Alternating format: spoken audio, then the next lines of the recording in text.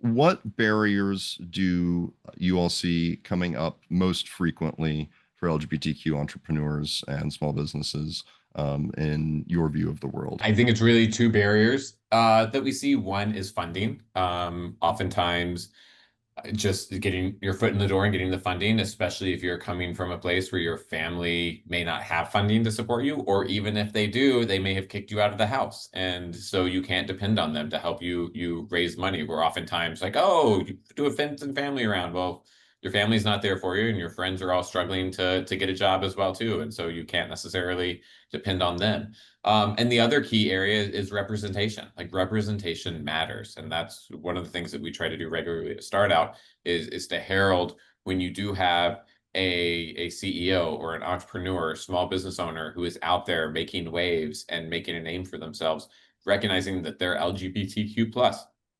Today, out of the Fortune 500 CEOs, 3 are openly queer. That is less than 0.5%. That is bad. It was 4 last year, but one stepped down and retired. So now we're down to 3. All 3 are white. All 3 are cisgender. 2 are men. And so how do we find more representation? We create it ourselves, but it gets back to that other question about funding as well too. The good things though is that we are making waves. The couple of examples I mentioned earlier, and we are seeing changes even against all these policymakers because queer people make great things and we figure out a way to come together to make them happen. I think just resources, again, resources of funding, but resources of education, resources of pathways. And I think they're slow in coming. When I thought about this question, I thought, like Brian, about unfair denials for capital, loans, and other investments for businesses.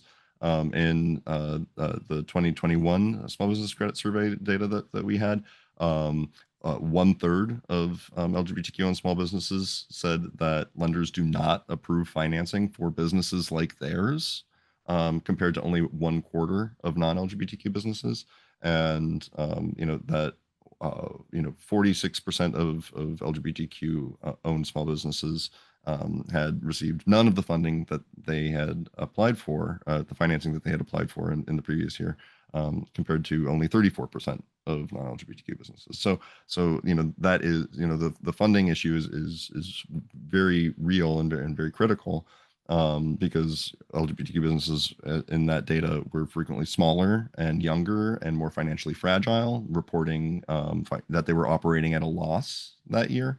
And of course, as Brian pointed to, that um, you know financial health of a business starts at home for many entrepreneurs, and a lack of personal financial resources, a lack of personal financial knowledge can be a real challenge for an LGBTQ entrepreneur or nonprofit leader.